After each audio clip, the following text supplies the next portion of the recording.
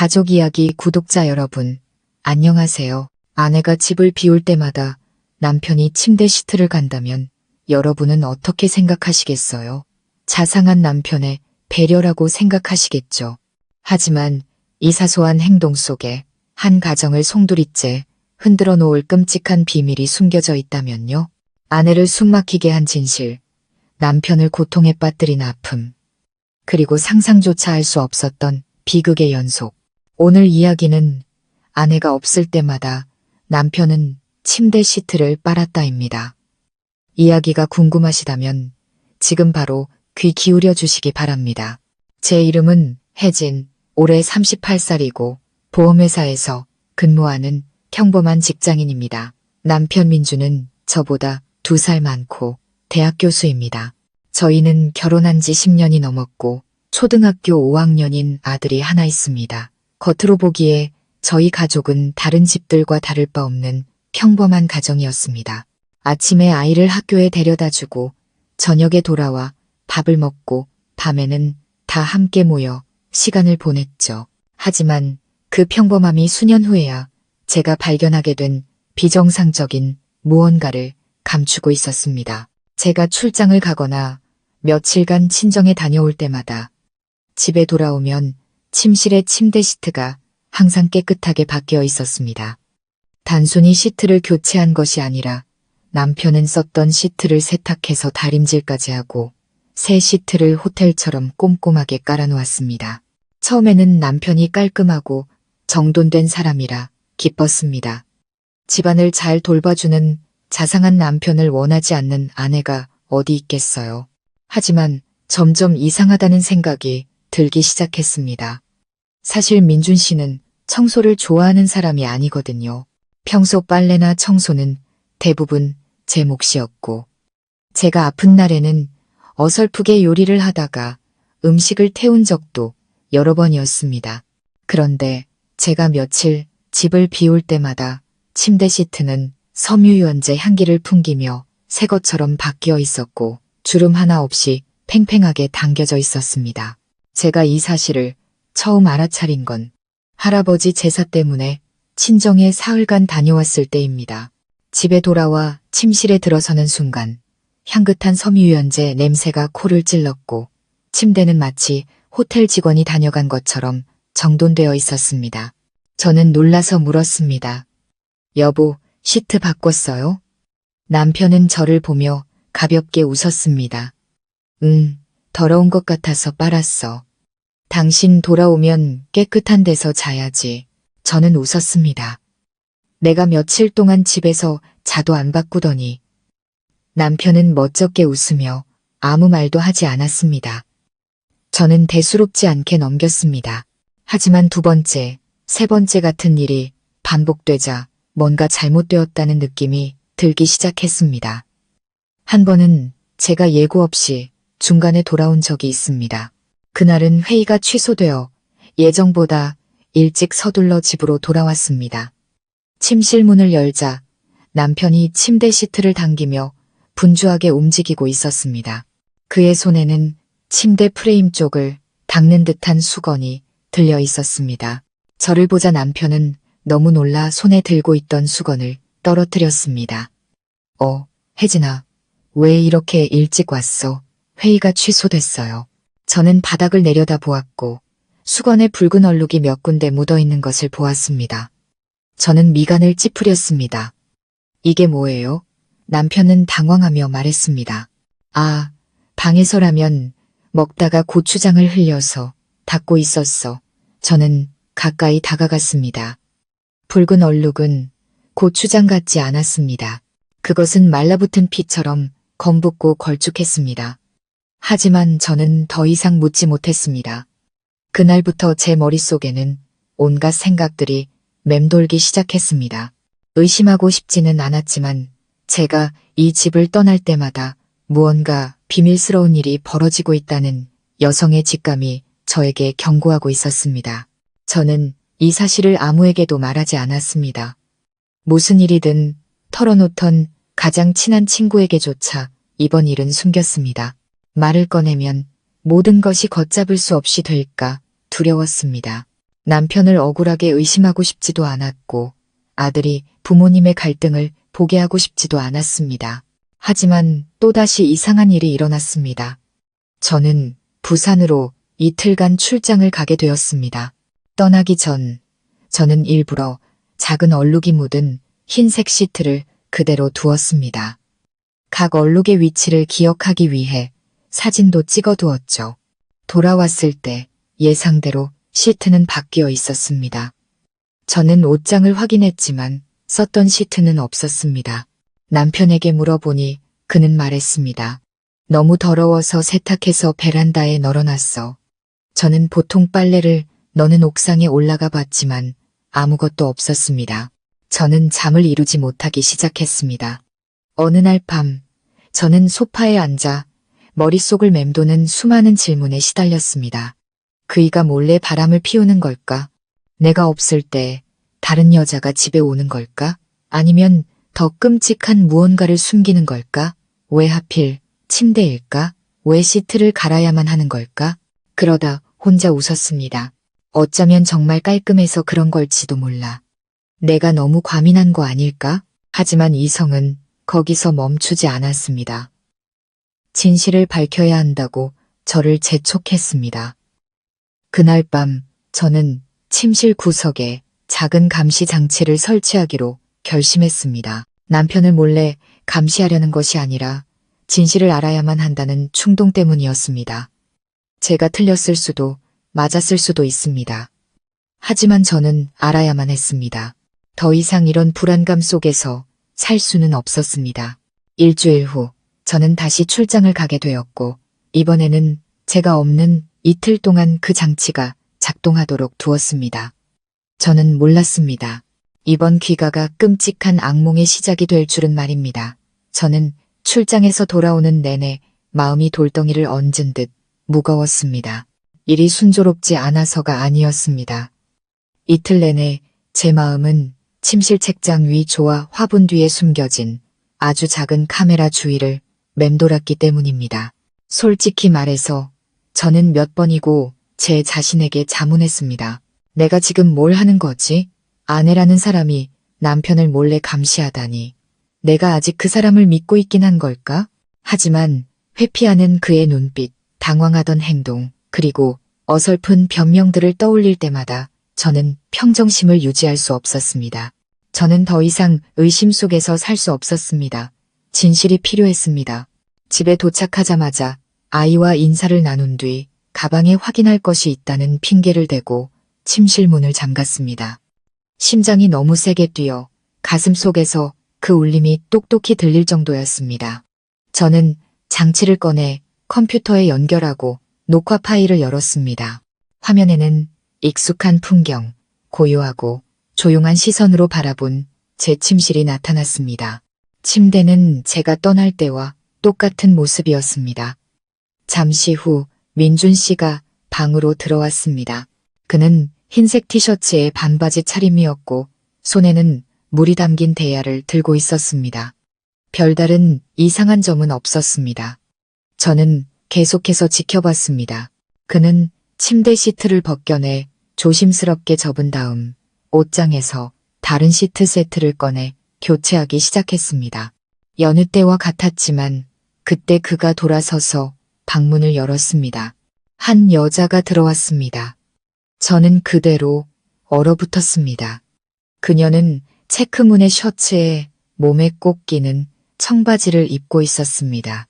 야구 모자를 쓰고 있었지만 고개를 숙여 신발을 벗을 때 단정하게 묶은 밤색 긴 머리가 선명하게 보였습니다. 그녀는 마치 이 방을 드나드는 것이 익숙하다는 듯 아주 자연스러운 표정으로 들어왔습니다. 심장이 마구 뛰기 시작했습니다. 저는 숨을 죽이고 두 사람을 지켜봤습니다. 제 남편과 낯선 여자가 저희 부부의 침대 바로 옆에 서 있었습니다. 민준 씨가 돌아서서 문을 닫았습니다. 그가 무언가 말했지만 카메라는 소리를 녹음하지 못했습니다. 여자는 웃었습니다. 그들은 침대 가장자리에 앉았고 여자는 핸드백에서 붕대 같은 것과 작은 갈색 병을 꺼냈습니다. 그녀는 남편의 손을 소독하기 시작했습니다. 저는 미간을 찌푸렸습니다. 이게 무슨 상황이지? 그때 저는 민준 씨가 왼쪽 팔을 들어 올리는 것을 보았고 팔꿈치 근처에 큰 상처가 드러났습니다. 여자는 정성스럽게 약을 바르고 붕대를 감아주었습니다. 그들은 서로 이야기를 나누었습니다. 두 사람의 얼굴은 이제 완전히 진지했고 제가 처음에 상상했던 것처럼 은밀하고 수상한 분위기는 아니었습니다. 하지만 제 안의 이상한 느낌은 사라지지 않았습니다. 팔에 붕대를 감은 후 여자는 일어나 무언가를 확인하듯 방 안을 둘러보았습니다. 그녀는 베개를 들어 가볍게 두드린 뒤 위치를 바꿨습니다. 그러고는 가방에서 무언가를 꺼냈습니다. 청진기였습니다. 저는 깜짝 놀랐습니다. 의료용 청진기였습니다. 단 한 번도 특별한 지병이 있다고 말한 적 없는 제 남편이 미스터리한 여자에게 집에서 의료기구로 진찰을 받고 있었습니다. 그녀는 청진기를 그의 가슴에 대었습니다. 민준 씨가 괜찮다는 듯 손짓하자 그녀는 고개를 끄덕였습니다. 그러고는 작은 상자를 꺼내 그에게 건넸습니다. 아니, 무엇인지는 분명하지 않았습니다. 민준 씨는 그것을 받아 손에 든 채 갑자기 고개를 숙여 여자를 꽉 껴안았습니다. 심장이 멎는 것 같았습니다. 안 돼, 그럴 리 없어. 저는 그 광경을 보며 손이 떨려 컴퓨터를 놓칠 뻔했습니다. 하지만 다음 장면은 저를 완전히 할 말을 잃게 만들었습니다. 여자는 민준 씨의 어깨에 손을 얹고 부드럽게 그를 안쳤습니다. 그녀는 몸을 숙였습니다. 껴안는 것이 아니라 그의 신발을 벗겨주었고 조심스럽게 그의 다리를 하나씩 들어 침대 위에 올려주었습니다. 그녀의 행동은 연인 같지 않았습니다. 그것은 간호사 혹은 환자를 돌보는 누군가의 몸짓이었습니다. 한 가지 생각이 머리를 스쳐 지나갔습니다. 남편이 아픈 걸까? 아니, 그럴 리 없어. 아프다면 왜 나에게 숨겼을까? 10년 넘게 함께 살아온 부부인데 어떤 어려움도 함께 극복해왔는데 왜 그는 말하지 않았을까? 왜 나도 모르게 낯선 여자를 집에 들여 이런 일을 하게 했을까? 저는 책상에 머리를 밟고 눈물을 참았습니다. 한참 후에야 겨우 평정을 되찾고 영상의 마지막 부분을 계속 보았습니다. 여자는 물건을 정리하고 약을 챙긴 뒤 방을 나갔습니다.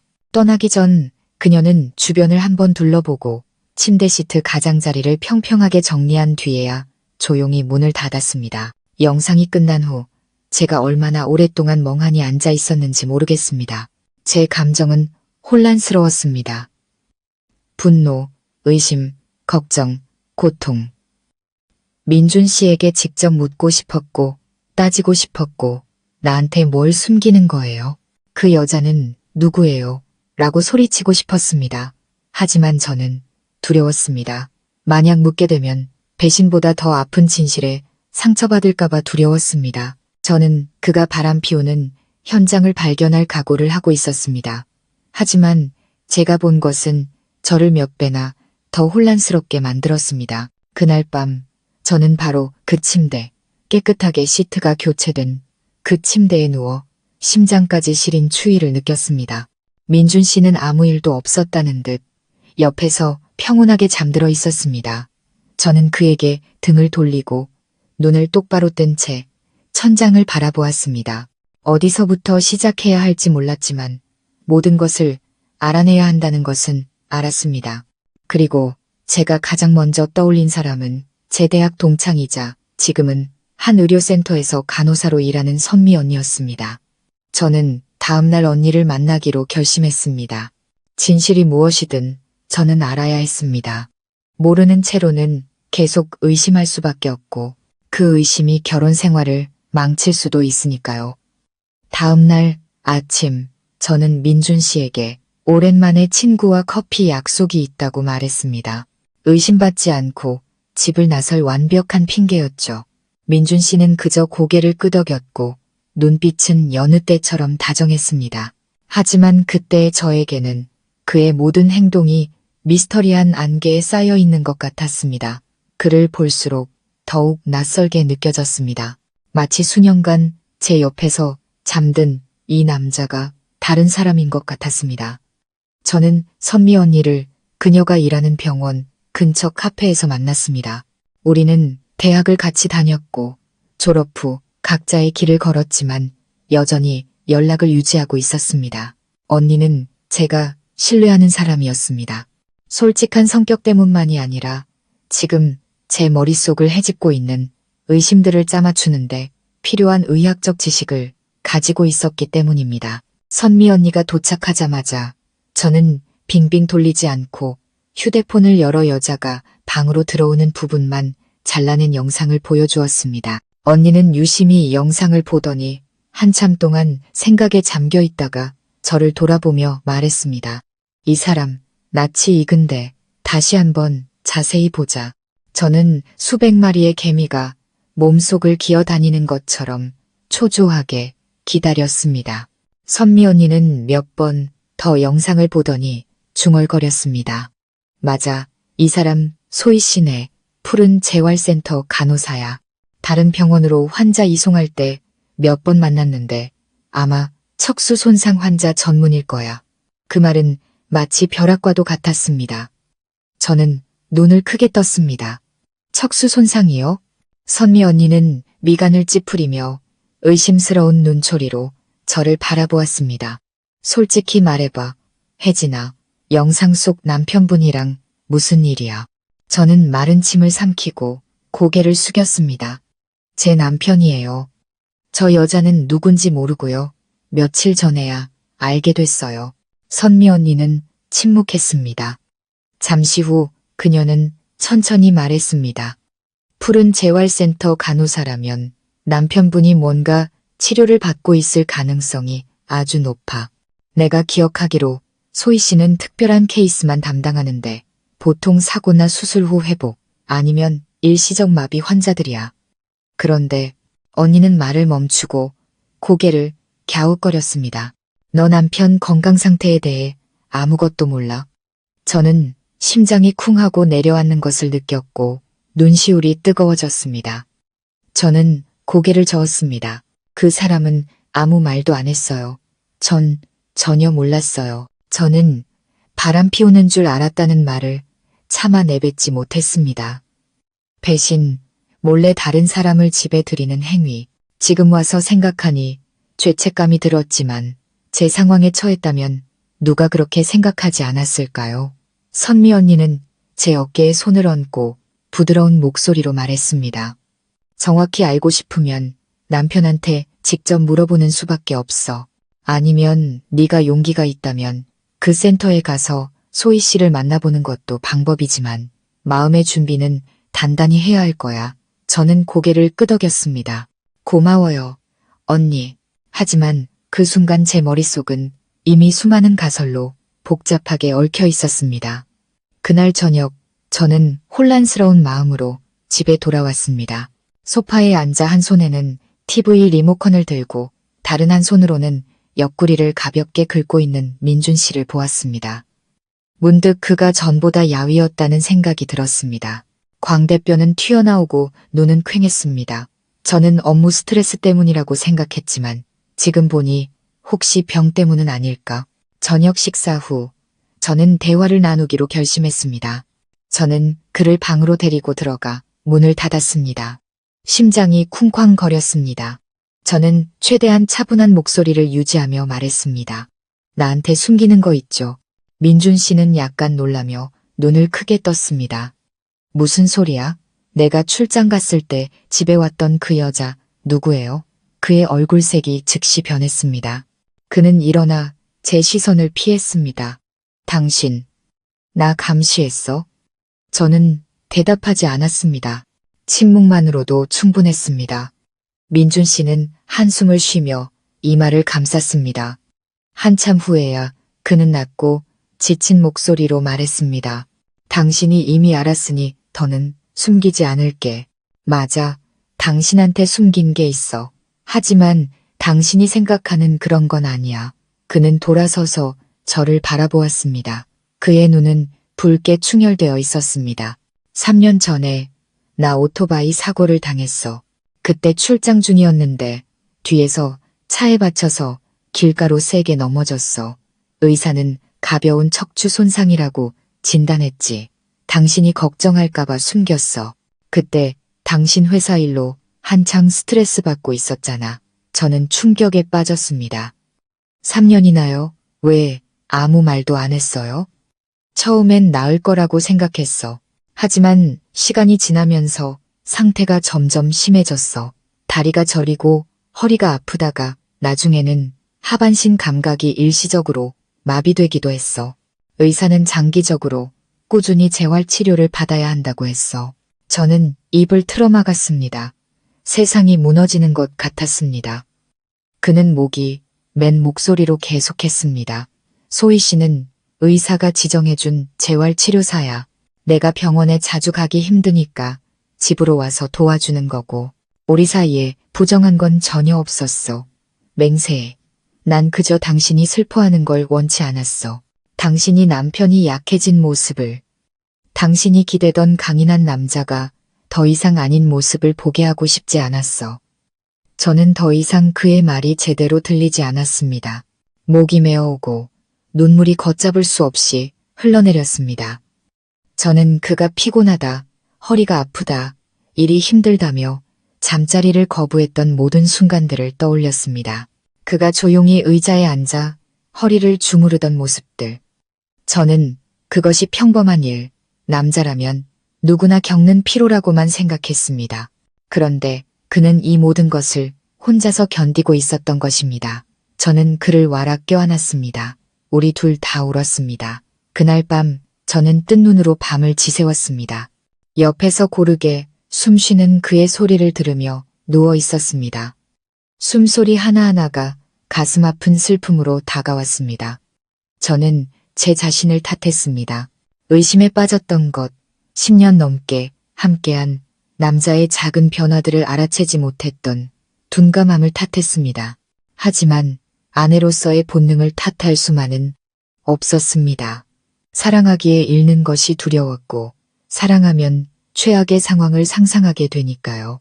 다음 날 아침, 저는 아주 일찍 일어났습니다. 아직 깊이 잠들어 있는 민준 씨를 보며 조용히 이불을 덮어주었습니다.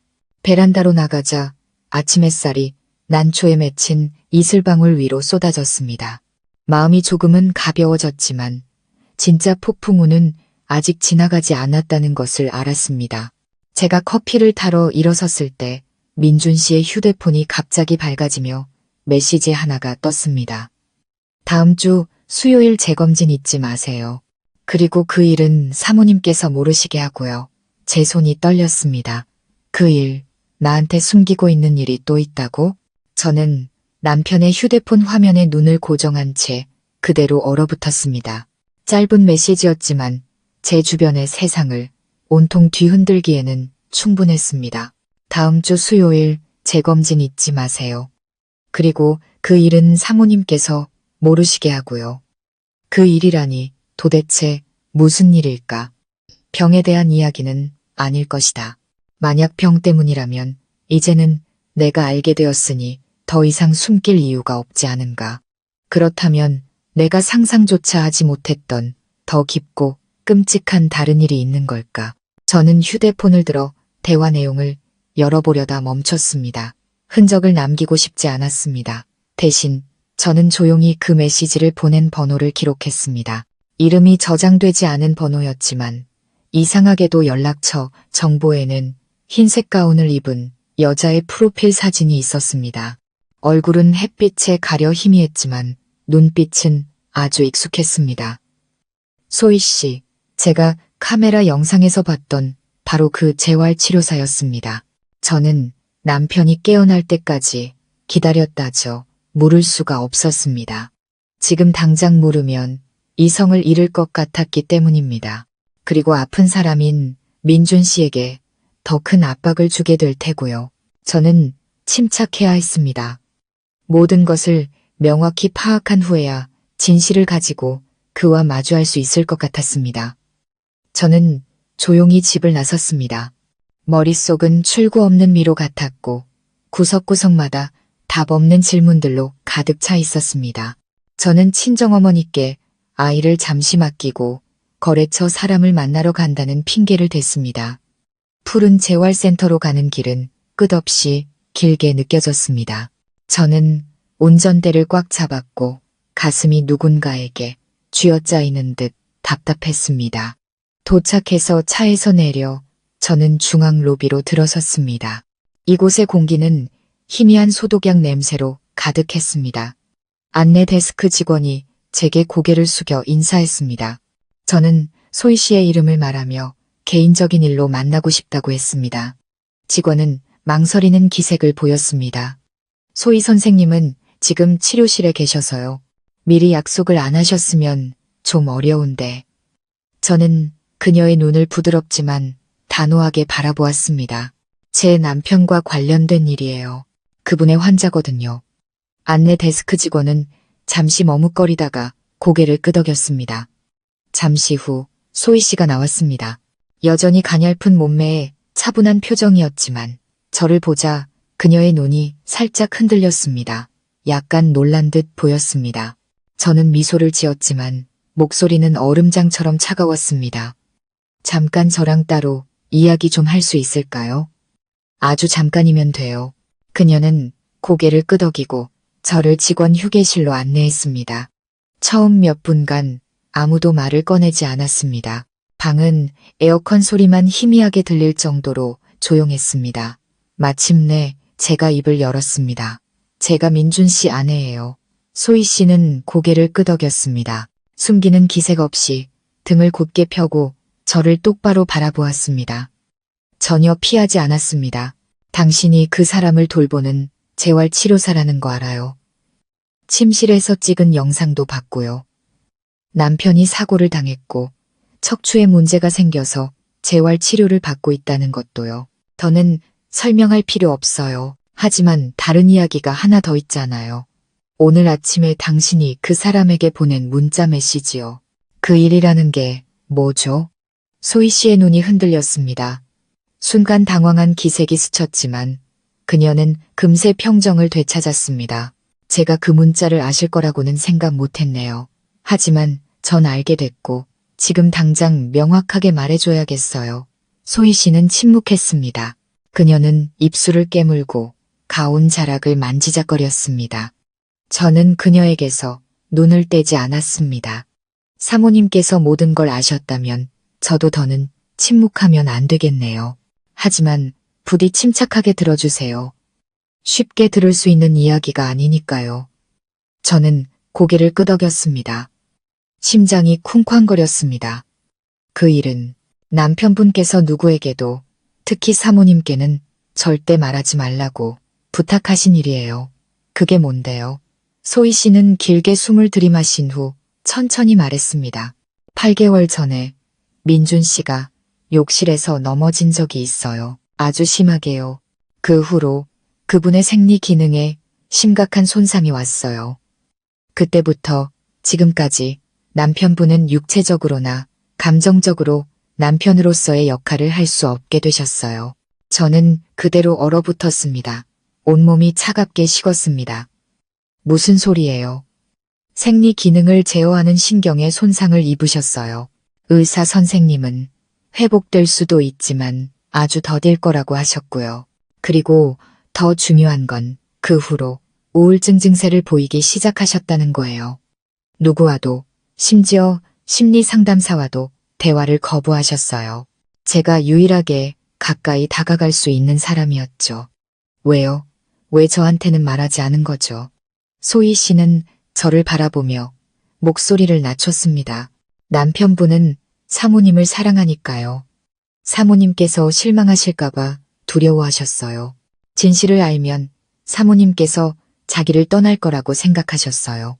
어떤 남자든 마찬가지일 거예요. 남자로서의 능력을 잃는다는 건 그들에게 죽음보다 더 큰 고통이니까요. 저는 손으로 입을 막았습니다. 눈물이 흘러내렸습니다. 하지만 이번 눈물은 분노나 의심이 아닌 안타까움의 눈물이었습니다. 하지만 제 입장도 이해해줘야 해요. 당신은 당사자가 아니잖아요. 저는 그 사람과 매일 함께 사는 사람이고 알 권리가 있어요.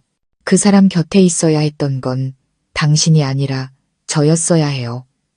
소희 씨는 고개를 숙이며 작은 목소리로 말했습니다. 알고 있습니다. 죄송합니다. 저는 단지 환자의 요청에 따랐을 뿐이에요. 절대로 선을 넘을 생각은 없었습니다. 모든 치료 기록을 확인해 보셔도 좋아요. 저는 잘못한 게 없습니다. 저는 고개를 끄덕였습니다. 마음속에는 여전히 상처가 가득했지만 그녀의 말이 변명이 아니라는 것을 이해했습니다. 그녀의 눈빛에는 거짓이 없었습니다. 그녀는 다른 사람의 결혼 생활에 끼어든 사람이 아니었습니다. 하지만 제 남편은 너무나 큰 고통을 짊어지고 있었고 저는 그 사실을 가장 마지막에 알게 된 사람이었습니다. 저는 침묵 속에서 재활센터를 떠났습니다. 모든 소리가 사라진 것 같았습니다. 집으로 돌아오는 길, 소희 씨의 말이 머릿속에서 계속 맴돌았습니다. 그 오랜 시간 동안 그는 조용히 견디고 숨기고 회피했던 것입니다. 저를 믿지 못해서가 아니라 저를 너무 사랑해서 제가 아플까봐 두려워했지만 바로 그 점이 저를 가장 아프게 했습니다. 집에 돌아오자 마당에서 나무에 물을 주고 있는 민준 씨가 보였습니다. 햇살이 그의 얼굴에 비치며 눈에 띄게 야윈양 볼의 그림자를 드리웠습니다. 저는 문득 그가 벼락을 맞아 속이 텅 비었지만 여전히 햇빛을 향해 가지를 뻗으려 애쓰는 나무 같다는 생각이 들었습니다. 그날 밤 저는 더 이상 아무것도 묻지 않았습니다. 그저 그를 아주 오랫동안 아주 꽉 껴안았습니다. 그는 놀라며 이유를 묻지 않았습니다. 아마 대답이 두려웠을지도 모릅니다. 하지만 저는 이제 그와 반대로 행동해야 할 때라는 것을 알았습니다. 더 이상 숨기지 않기로 저 역시 그에게 숨기고 있는 사실이 있었기 때문입니다. 제가 아직 마주할 용기가 없었던 한 가지 사실. 2주 전 제 건강검진 결과와 제 뱃속에서 자라고 있는 작은 생명에 대한 이야기였습니다. 저는 욕실에 앉아 한 손으로는 배를 감싸고 다른 한 손으로는 차가운 손가락 사이에서 떨리는 검사 결과지를 꽉 쥐었습니다. 종이 위에는 임신, 양성, 약 5주라는 단순한 글자가 적혀 있었지만 제 인생 전체를 바꿀 수 있는 내용이었습니다. 저는 3번이나 확인했습니다. 3번 모두 결과는 같았습니다. 저는 임신했습니다. 하지만 사고로 남성으로서의 기능을 잃었다고 고백한 제 남편은 이 아이의 아빠가 될 수 없었습니다. 그렇다면 누구일까? 저는 배신자가 아닙니다. 단 한 번도 외도한 적이 없습니다. 민준 씨 외에 다른 남자는 없었습니다. 출장을 갔을 때조차 술은 한 잔 이상 마시지 않았고 실수로 이어질 수 있는 어떤 상황에도 저를 내몰지 않았습니다. 그런데 왜 이런 일이 일어났을까? 저는 차가운 욕실 바닥에 오랫동안 멍하니 앉아 있었습니다. 물방울이 뚝뚝 떨어지는 소리가 제 심장의 고통스러운 박동처럼 머릿속에 울려 퍼졌습니다. 저는 방 밖으로 나갈 용기가 없었습니다. 남편을 어떻게 마주해야 할지 몰랐습니다. 바로 어제까지만 해도 저는 그를 껴안으며 어떤 폭풍우도 함께 헤쳐나가겠다고 맹세했습니다.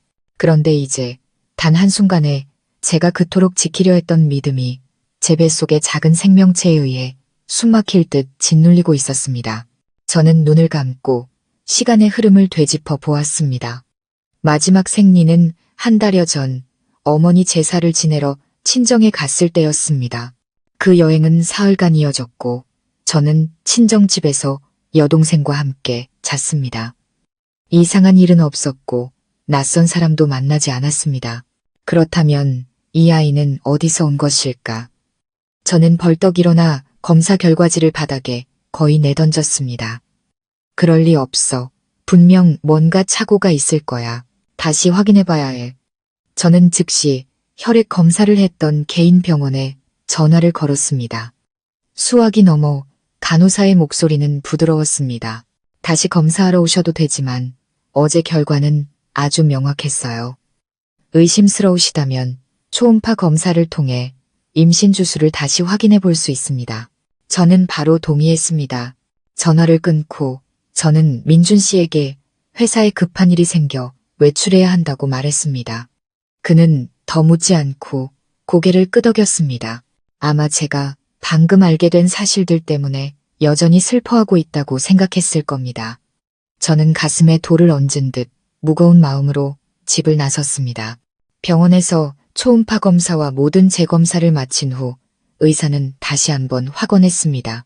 저는 임신 5주 차였고 이는 제가 집을 비웠던 시기에 아이가 생겼다는 것을 의미했습니다. 오차는 없었습니다. 결과는 명백했습니다. 저는 넋이 나간 눈으로 병원을 나섰습니다. 발걸음이 납처럼 무거웠습니다. 그날 밤 저는 잠을 이룰 수 없었습니다. 조용히 옆에 누워있는 남편을 바라보았습니다. 병마와 싸우는 몇 달 동안 그의 얼굴은 초췌해져 있었습니다. 제가 임신했다는 사실, 그리고 그가 아이의 아빠가 될 수 없다는 사실을 어떻게 말할 수 있을까? 만약 그의 시선이 증오나 더 나쁘게는 산산조각 난 절망으로 변한다면 저는 어떻게 견딜 수 있을까?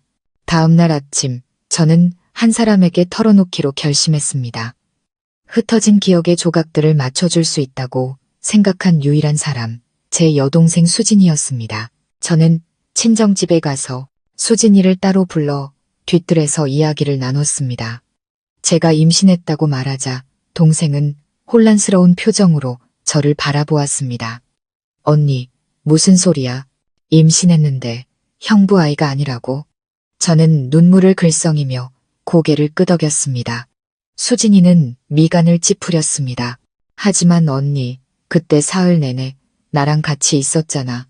집 밖으로 나간 적도 없는데. 저는 다시 고개를 끄덕였습니다. 나도 알아. 그런데 아무한테도 말 안 한 게 있어. 친정에서 돌아온 바로 다음 날 아침, 나 어지러웠던 거 기억나?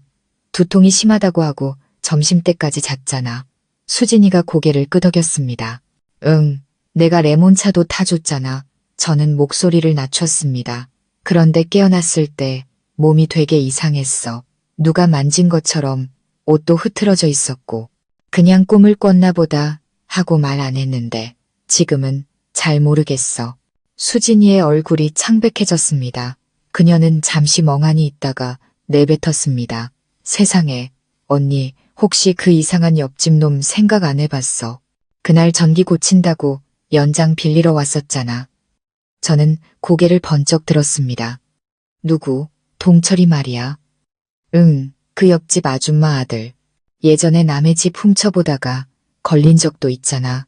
엄마가 엄청 혼냈었는데 그날 우리 집에 들어왔었어. 언니 자고 있을 때. 그 말 한마디 한마디가 칼날처럼 제 심장을 파고들었습니다. 왜 저는 알아채지 못했을까? 왜 그렇게 안일했을까? 저는 막연히 뭔가 잘못되었다고 느꼈지만 그런 끔찍한 일이 일어날 수 있다고 믿고 싶지 않아서 무시해버렸습니다. 저는 제대로 서 있을 수 없었고 수진이가 저를 부축해야 했습니다. 저는 한참 동안 넋을 잃고 앉아 있다가 모든 것을 명확히 해야겠다고 결심했습니다. 저는 다시 친정으로 향했습니다. 이번에는 옆집 아주머니 댁을 찾아갔지만 인사를 하러 간 것이 아니었습니다. 저는 동철이를 만나야 했습니다. 그의 눈을 보고 진실을 물어야 했습니다.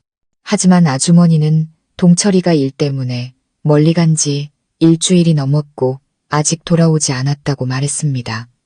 저는 그날 밤 제가 잤던 방으로 돌아왔습니다. 침대와 창문을 보니 모든 것이 바로 어제 일처럼 느껴졌습니다. 등골을 따라 차가운 기운이 흘렀습니다. 저는 휴대폰을 들어 수진이에게 전화했습니다. 혹시 마당에 CCTV 설치한 거 있어? 수진이가 대답했습니다. 응, 대문 쪽으로 향하게 하나 달려 있어. 잠깐만, 그날 녹화된 거 있는지 확인해 볼게. 잠시 후 동생이 저에게 영상을 보내왔습니다. 저는 가슴이 두근거리는 채로 영상을 열었습니다. 그리고 저는 동철이가 연장 가방을 들고 마당으로 들어서는 것을 보았습니다. 수진이가 문을 열어주자 그는 희죽거리며 집 안으로 들어갔습니다. 하지만 저를 소름 돋게 한 것은 수진이가 등을 돌리자 그가 말했던 부엌으로 가지 않고 2층을 힐끗 쳐다본 뒤 아주 조용히 사라졌다는 것입니다.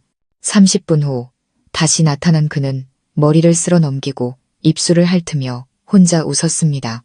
저는 소리치고 싶었고 모든 것을 부수고 싶었고 그를 찾아가 따져 묻고 싶었습니다. 하지만 가장 중요한 것은 제가 정말로 성폭행을 당했는지 확인해야 한다는 것이었습니다. 만약 이 일이 사실이라면 제 뱃속의 아이는 끔찍한 범죄의 결과물일 수 있습니다. 그리고 그것은 제가 절대로 받아들일 수 없는 일이었습니다. 저는 제정신이 아닌 상태로 친정집을 나섰습니다. 머릿속은 혼란스러웠고 정신은 텅 비어 있었습니다. 방금 영상으로 목격한 것은 저를 메스껍게 만들었습니다. 그저 평범한 이웃집 아들이라고 생각했던 동철이가 사실은 뼛속까지 추악한 인간이었던 것입니다. 그는 그날 우리 집에 들어와 제가 정신없이 자고 있을 때 방으로 올라왔고 아무 일도 없었다는 듯 조용히 빠져나갔습니다. 아무도 발견하지 못했고 아무도 의심하지 않았습니다. 그리고 저는 저 자신도 모르는 사이에 피해자가 되어 있었습니다. 저는 소리칠 수도 길에서 울부짖을 수도 없었습니다. 모든 것이 얼어붙은 것 같았습니다. 저는 손을 벌벌 떨며 도시로 차를 몰았고 머릿속에는 단 하나의 생각만이 맴돌았습니다. 확실히 알아야 해. 어떤 방법을 써서라도 내가 정말로 성폭행을 당했는지 확인해야 했습니다. 저는 이 의심을 안고 살 수 없었고 만약 이 아이가 범죄의 결과물이라면 더더욱 뱃속에 품고 있을 수 없었습니다. 다음 날 저는 시내의 법의학센터를 찾아갔습니다. 예약도 하지 않았고 무슨 말을 해야 할지도 몰랐습니다. 그저 접수처 앞에 멍하니 서 있다가 갑자기 흐느껴 울기 시작했습니다. 젊은 접수 직원이 다가와 저를 안쪽 방으로 부드럽게 안내했습니다. 저는 모든 것을 하나도 숨기지 않고 털어놓았습니다. 직원은 조용히 듣고 고개를 끄덕였습니다. 그 후 저는 의사의 진찰과 검체 채취를 위해 개인실로 안내되었습니다. 차가운 진찰대에 누워 몸을 떨며 심장이 미친 듯이 뛰던 그 느낌을 저는 평생 잊지 못할 것입니다. 의사는 사건이 발생한 지 거의 한 달이 지났기 때문에 흔적을 확인하기가 매우 어려울 수 있다고 말했지만 그들은 대조를 위해 질세포 샘플, 태아 DNA, 그리고 몇 가지 다른 생물학적 지표들을 채취했습니다. 저는 가슴이 꽉 막히는 듯한 심정으로 여러 서류에 서명했습니다. 머릿속에는 끊임없이 같은 질문이 맴돌았습니다. 만약 사실이라면 나는 어떻게 해야 할까? 남편에게 말해야 할까? 엄마에게 말해야 할까? 경찰에 신고해야 할까? 아니면 조용히 잊어야 할까? 3일 후 저는 법의학센터로부터 전화를 받았습니다. 검사 결과 태아 조직에서 민준 씨와 일치하지 않는 남성의 DNA가 검출되었다고 했습니다. 그리고 생물학적 징후는 제가 의식이 없는 상태에서 성폭행을 당했음을 보여주었습니다. 그들은 많은 말을 하지 않았습니다. 그저 제가 예감했던 사실을 확인해 주었을 뿐입니다. 저는 성폭행을 당했고 제 뱃속의 아이는 그 행위의 결과물이었습니다. 저는 휴대폰을 내려놓고 의자에 멍하니 앉았습니다. 방은 어두웠고 주변의 모든 것이 사라진 듯 오직 벌거벗고 갈기갈기 찢긴 저만 남아 있었습니다. 스스로를 충분히 강하고 현명하다고 생각했던 한 여자가 정작 자신의 몸조차 지키지 못했습니다. 그리고 이제 제 뱃속에는 무고한 생명이 자라고 있었지만 그 시작은 죄로 가득 차 있었습니다. 제가 얼마나 오래 앉아 있었는지 모릅니다. 정신을 차렸을 때 저는 추위에 떨기 시작했습니다. 육체의 추위가 아니라 앞으로 어떻게 나아가야 할지 모르는 현실에 소름 끼치는 추위였습니다. 그날 밤 저는 여전히 다정하고 조용한 민준 씨를 보았습니다. 그는 매일 밤 자신의 옆에 눕는 아내가 모든 것을 산산조각 낼 수 있는 진실을 숨기고 있다는 사실을 전혀 몰랐습니다. 저는 잠을 잘 수 없었습니다.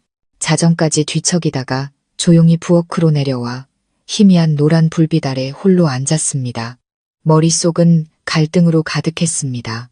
만약 이 아이를 지운다면 평생 그 트라우마를 안고 살게 될 것입니다. 하지만 아이를 낳는다면 답 없는 질문과 함께 살아야 할 것입니다. 어떻게 아이의 눈을 볼 때마다 내가 망가졌던 그날을 떠올리면서 아이를 사랑할 수 있을까? 그리고 민준 씨는 만약 그가 진실을 알게 된다면 제가 아무 잘못이 없더라도 저를 배신했다고 생각하며 받아주지 않을까? 다음 날 아침 저는 일찍 일어나 짐을 쌌고 아이는 시부모님께 맡겼습니다. 저는 민준 씨에게 생각할 시간이 필요하다며 며칠간 친정에 다녀오겠다고 말했습니다. 그는 막지 않고 저를 꽉 껴안으며 말했습니다. 당신이 해야 할 일을 해요. 난 항상 기다릴게. 저는 다시 친정으로 돌아갔고 이번에는 동네 파출소로 향했습니다. 저는 예전에 아버지의 지인이었던 파출소장님을 만났습니다. 저는 신고서를 제출하고 CCTV 영상과 법의학 감정 결과를 제출하며 모든 것을 털어놓았습니다. 그때가 제가 모든 것을 하나도 숨기거나 빠뜨리지 않고 말한 첫 순간이었습니다. 제가 말을 마쳤을 때 경찰관은 저를 오랫동안 바라보다가 고개를 끄덕였습니다. 안심하십시오. 저희가 조사해서 만약 동철이가 그런 짓을 한 게 맞다면 법의 심판을 받게 될 겁니다. 저는 더 말없이 고개를 끄덕였습니다. 파출소를 나서며 비가 내릴 듯 잿빛으로 변한 하늘을 올려다보았습니다. 제 마음은 여전히 상처투성이었지만 조금은 가벼워진 것을 느꼈습니다. 저는 침묵하지 않기로 선택했습니다. 마주하기로 선택했습니다. 그날 밤 저는 제 옛방에 누워 배를 감쌌습니다. 저는 뱃속의 아이에게 그리고 제 자신에게 속삭였습니다. 만약 네가 정말 내 일부이고 엄마가 충분히 용감하다면 엄마는 너를 지킬 거야. 하지만 널 볼 때마다 죄와 고통의 그림자만 보인다면 미안해. 엄마는 그럴 수 없어. 엄마는 그저 한 사람일 뿐 성인이 아니란다. 저는 잠을 이루지 못했습니다. 다음 날 아침 일찍 일어나 집 뒤뜰을 산책했습니다. 어머니가 심으신 장미 덤불은 여전히 활짝 피어 향기로웠습니다. 저는 꽃 주위를 맴도는 나비 몇 마리를 보았습니다. 사람의 마음은 산산조각 나도 세상은 여전히 흘러가고 있었습니다. 저는 이틀 후 도시로 돌아왔습니다. 민준 씨가 버스 터미널에서 저를 맞이했습니다. 여전한 미소, 여전한 눈빛이었지만 이번에는 더 이상 견딜 수 없었습니다. 그날 저녁 식사 후 저는 거실에서 그와 마주 앉았습니다. 저는 그의 손을 잡고 그의 눈을 똑바로 바라보며 말했습니다. 할 말이 있어요. 어쩌면 당신이 다시는 내 얼굴을 보고 싶어 하지 않을지도 모르는 이야기지만 더는 숨길 수가 없어요. 그는 제 손을 꽉 잡으며 다정한 눈빛으로 말했습니다. 말해봐요. 저는 깊은 숨을 들이마셨습니다. 그리고 저는 이야기했습니다. 모든 것을 숨기지 않고 피하지 않고 제가 성폭행당한 사실, 감정 결과, 그리고 뱃속의 아이까지 한마디 한마디가 칼날처럼 심장을 베는 것 같았습니다. 저는 지금껏 울어본 적 없는 것처럼 울면서 이야기했습니다. 제가 말을 마쳤을 때 방 안에는 침묵이 흘렀습니다. 저는 감히 고개를 들 수 없었습니다. 실망한 그의 눈빛을 볼까 두려웠습니다. 거절의 말을 들을까 두려웠습니다. 그가 한마디 말도 없이 떠나버릴까 두려웠습니다. 하지만 그때 따뜻한 손길이 제 뺨에 닿는 것을 느꼈습니다. 그였습니다. 그는 아무 말도 하지 않고 그저 저를 오랫동안 껴안았습니다. 저는 무너져 내렸습니다. 그의 품 안에서 저는 제 인생의 가장 어두운 터널을 막 지나왔지만 빛은 여전히 그곳에 있다는 것을 알았습니다. 그 포옹 속에, 그 용서 속에, 그 사랑 속에 세상의 모든 고통을 한데 모으려는 듯 길었던 포옹이 끝나고 민준 씨는 아무 말도 하지 않았습니다. 우리는 그렇게 서로의 곁에 조용히 앉아 있었습니다. 작은 방 안은 따뜻한 노란 불빛으로 가득했지만 제 마음은 마치 사랑과 붕괴의 경계선에 서 있는 것처럼 여전히 차갑게 얼어붙어 있었습니다. 저는 모든 것을 털어놓았습니다. 더 이상 숨길 것은 없었습니다.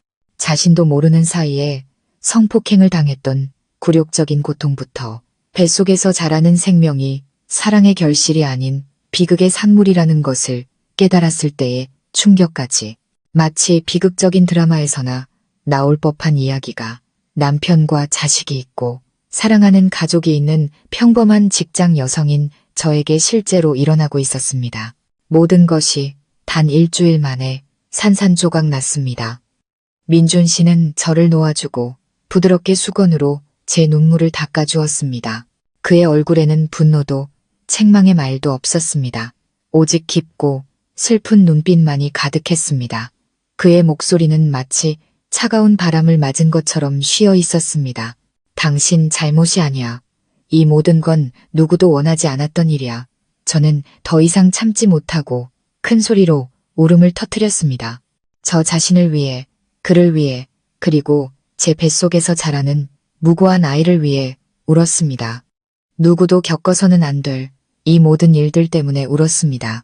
그는 제 손을 꽉 잡고 조용히 말했습니다. 당신 어떻게 할 생각이야? 저는 그를 바라보며 고개를 저었습니다. 모르겠어요. 너무 혼란스러워서 혼자서는 결정할 수가 없어요. 민준 씨는 잠시 생각에 잠기더니 말했습니다. 내가 당신에게 아이를 낳으라고 강요할 수도 지우라고 할 수도 없어. 하지만 만약 당신이 아이를 낳기로 결정한다면 내가 함께 할게. 아이의 아빠로서가 아니라 당신의 남편이자 동반자로서. 당신이 가장 필요할 때 내가 외면할 수는 없어. 저는 놀라서 그를 바라보았습니다. 조용히 병마와 싸우던 한 남자가 이제는 아내의 가장 깊은 상처까지 끌어안고 있었습니다. 저는 그에게 어떻게 고마움을 표현해야 할지 몰랐습니다. 그저 그를 꽉 껴안고 아이처럼 울음을 터뜨릴 뿐이었습니다. 그 순간 저는 어떤 폭풍우가 몰아쳐도 혼자가 아니라는 것을 알았습니다. 그 후 며칠 동안 저와 민준 씨는 천천히 일상을 되찾았습니다. 그는 제가 겪은 모든 것을 보상해 주려는 듯 저를 하나하나 세심하게 돌보았습니다. 저는 정기적으로 산부인과 검진을 받기 시작했습니다. 의사는 태아가 잘 자라고 있으며 건강 상태도 안정적이라고 말했습니다. 초음파 화면에서 뱃속에서 꼼지락거리는 작은 모습을 볼 때마다 제 가슴은 미움이 아닌 연민으로 미어졌습니다. 아직 태어나지도 않은 아이가 누구도 언급하고 싶지 않은 이야기를 짊어지고 있다는 사실이 가슴 아팠습니다. 저는 매일 아이를 위해 일기를 썼습니다. 이 글들을 모두 남겨둘지는 확신할 수 없었습니다. 하지만 제 솔직한 감정을 기록해두어야 했습니다. 나중에 아이가 자라서 묻는 날이 온다면 용기를 내어 이야기해 줄 수 있도록. 그러는 동안 경찰서에서 동철이가 고향으로 돌아와 현재 조사를 위해 구금 중이라는 소식이 왔습니다. 그는 모든 혐의를 부인했지만 CCTV 영상과 법의학 감정 결과가 명백한 증거였습니다. 그는 부인할 수 없었고 저는 다시 한번 진술을 위해 불려갔습니다. 그의 앞에 섰을 때 저는 떨지도 두렵지도 않았습니다. 저는 그의 교활하고 거짓된 눈을 똑바로 쳐다본 뒤 의심과 공포 속에서 살았던 날들의 마침표를 찍듯 조서에 서명했습니다. 조사를 마친 후 저는 경찰서 마당에 앉아 바람에 흔들리는 야자수 나무를 바라보았습니다. 저는 점차 평정을 되찾고 있는 제 자신을 발견했습니다. 더 이상 걸음마다 떨고 두려워하던 여자가 아니었습니다. 저는 진정한 엄마로서 용감하고 단호하며 보호 본능으로 가득 찬 사람으로 살아가는 법을 배우고 있었습니다. 제가 동철이가 체포되었다는 소식을 전했을 때 민준 씨는 그저 조용히 고개를 끄덕였습니다. 그는 아무 말도 하지 않았지만 저는 그의 마음속에서도 분노가 들끓고 있다는 것을 알았습니다. 무력감, 아내에 대한 안타까움, 그리고 아무것도 할 수 없는 분노 때문에 어느 날 밤 저는 그가 조용히 침대 시트를 세탁하는 것을 보았습니다. 그가 섬유유연제 향기가 나는 옅은 흰색 시트를 구석구석 꼼꼼하게 펴고 있었습니다. 저는 다가가 그의 등 뒤에 서서 조용히 물었습니다. 왜 아직도 제가 없을 때마다 시트를 빨아요. 그는 손을 멈추고 저를 돌아보며 미소 지었습니다. 이게 내가 모든 걸 깨끗하게 하는 방식이니까. 슬픈 기억들, 보이지 않는 상처들을 깨끗하게 씻어내는 거지. 전부 지울 수는 없겠지만 우리가 행복했던 이 방, 이 침대가 고통의 색으로 물들지 않았으면 좋겠어. 저는 다가가 그를 껴안았습니다. 몇 달 만에 처음으로 저는 진정으로 보호받고 있다는 느낌을 받았습니다. 임신 3개월 차, 제 배는 약간 불러왔습니다. 저는 더 헐렁한 원피스를 입기 시작했고 회사에서의 호기심 어린 시선들을 피했습니다. 저는 건강상의 이유로 일찍 출산 휴가를 신청했습니다. 동료들은 아무도 의심하지 않았고 그들은 여전히 제가 남편의 아이를 임신했다고 생각했습니다. 이 아이가 지나간 악몽의 증거이자 다시 사랑하는 법을 배우는 한 엄마에게 남은 작은 빛이라는 것을 아는 사람은 저와 그뿐이었습니다. 어느 날 밤 저는 민준 씨에게 물었습니다. 용서하기로 한 걸 후회한 적 있어요? 그는 제 배 위에 손을 얹고 부드럽게 말했습니다. 아니, 당신이 아이를 지킬 만큼 강했다면 나도 당신 곁에 머물 만큼 굳건해야 하니까. 나는 아이의 아빠가 될 필요는 없어. 그저 계속 당신의 남편이면 돼. 당신이 두려워할 때마다 항상 손을 잡아줄 사람. 저는 울었지만 이번에는 행복의 눈물이었습니다. 저는 앞으로의 여정이 길고 많은 도전이 있을 것을 압니다. 약해질 때도 지칠 때도 있겠지만 적어도 저는 혼자가 아닙니다. 저에게는 자신이 저지르지 않은 실수까지도 모두 끌어안을 만큼 너그러운 남편 민준 씨가 있습니다. 저에게는 아이가 있습니다. 제 뱃속에서 매일 자라는 이 생명은 고통의 결과물이지만 제가 계속 살아갈 이유가 될 것입니다. 그리고 저에게는 제 자신이 있습니다. 한때 무너졌지만 절망의 깊은 바닥에서 다시 일어선 한 여자가 저는 산부인과 병원의 긴 복도를 천천히 걸었습니다. 그 복도에는 저처럼 배를 감싸고 진료 기록을 손에 쥔 채 희망에 찬 눈빛을 한 수많은 예비 엄마들이 있었습니다. 혼자 온 사람도 있고 남편의 부축을 받는 사람도 있고 시어머니와 친정어머니가 함께 온 사람도 있었습니다. 하지만 저는 혼자였습니다. 민준 씨가 같이 오고 싶지 않아서가 아니라 제가 오지 못하게 했습니다. 저는 두려웠습니다. 다른 사람들의 시선이, 해명해야 하고 애매한 질문들에 맞서야 하는 것이 두려웠습니다. 임신하셨네요. 근데 남편은 왜 같이 안 왔어요? 몇 개월인데 배가 그렇게 나왔어요. 남편이 능력이 없다는데 이 아이는 누구예요? 저는 제가 그런 시선의 중심이 될 거라고는 한 번도 생각해 본 적이 없었습니다. 저는 항상 조용히 살았고 행복한 가정을 꾸렸으며 시끄러운 것을 좋아하지 않았습니다. 그런데 이제 매일 커지는 이 배가 저를 인생의 기로에 세워놓은 것 같았습니다. 밖에 나갈 때마다 저는 선택해야 했습니다. 못 들은 척 고개를 숙이고 빨리 지나갈 것인가 아니면 고개를 들고 모든 것에 용감하게 맞설 것인가. 저는 침묵을 선택했습니다. 하지만 침묵이 약하다는 의미는 아니었습니다. 저는 지금 가장 지켜야 할 것이 뱃속 아이의 평온이라는 것을 알았기에 침묵했습니다. 아이만 건강하게 자란다면 모든 소문은 아무것도 아닐 테니까요. 하지만 세상은 저를 그리 오래 내버려 두지 않았습니다. 어느 날 오후 제가 저녁밥을 짓고 있을 때 문을 다급하게 두드리는 소리가 들렸습니다. 문을 열자 한 여자가 서 있었습니다. 그녀는 잔뜩 화가 난 얼굴로 허리에 손을 얹고 있었고 그 뒤에는 몇몇 호기심 많은 이웃들이 서 있었습니다. 당신이 민준이 아내 맞지? 저는 고개를 끄덕였지만 무슨 말을 하기도 전에 그 여자는 제 배를 손가락으로 가리켰습니다. 우리 집안을 망신시킬 작정이야? 누구 애를 가진 거야? 내 아들은 사고로 몇 달을 누워 있었는데 네가 임신을 해? 세상 사람들이 아무것도 모를 줄 알아? 저는 그대로 얼어붙었습니다. 그 따귀는 제 뺨이 아닌 제 심장에 곧바로 날아왔습니다. 저는 그분이 시어머니라는 것을 알았습니다. 우리는 꽤 좋은 관계를 유지해 왔습니다. 어머니는 저를 예뻐했고 손주를 사랑했습니다. 하지만 지금 어머니는 수많은 시선 앞에서 한 여자가 들을 수 있는 가장 가혹한 말들을 내뱉으며 제 지문 앞에 서 있었습니다. 어머님, 저는 겨우 한마디를 내뱉고는 목이 메었습니다. 어떻게 해명해야 할지 몰랐습니다. 제가 성폭행을 당했고 뱃속의 아이가 범죄의 결과물이라고 동네 사람들에게 말할 수는 없었습니다.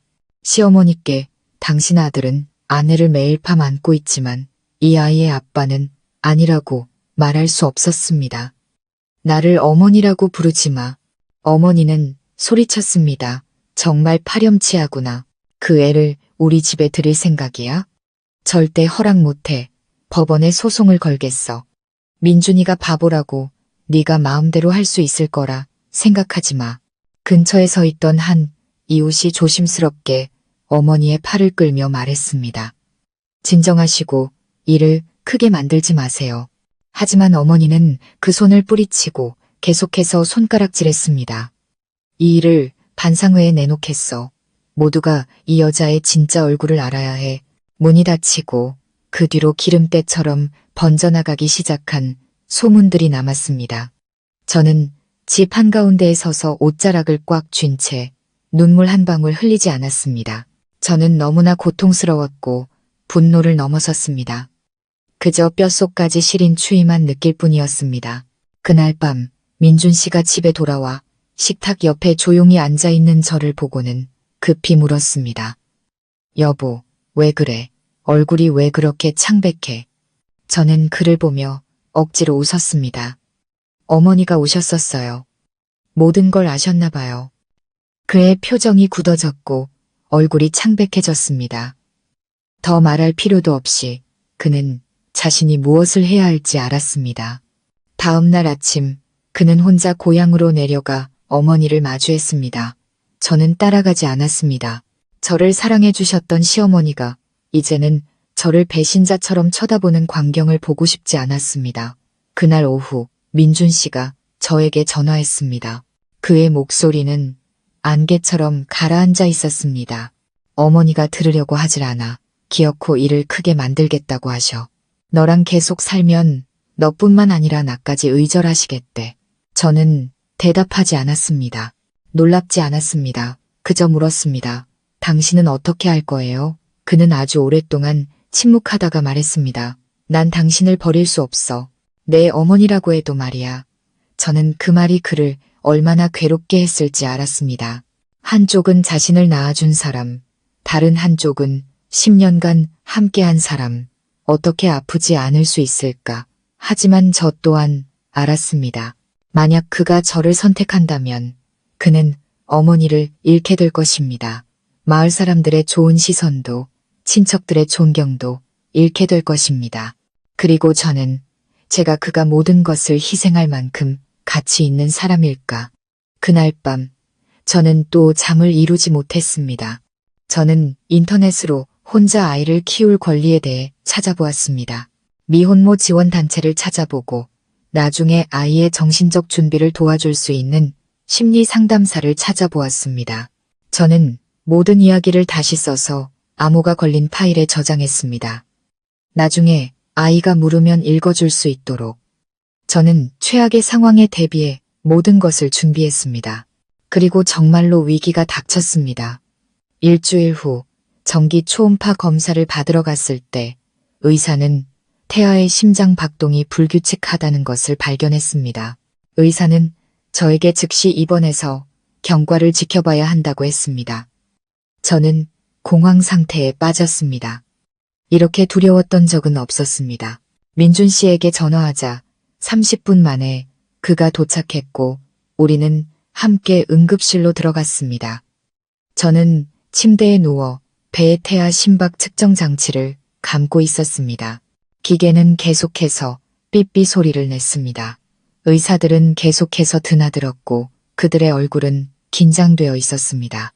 젊은 여의사가 다가와 제 어깨에 손을 얹었습니다. 진정하세요. 태아가 산소가 부족한 것 같습니다.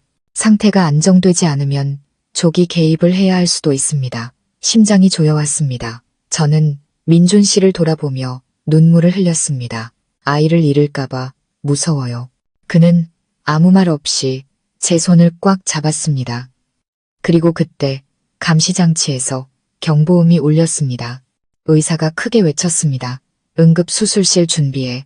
저는 긴 복도를 따라 밀려갔습니다. 눈을 벨 듯한 하얀 불빛이 눈부셨습니다.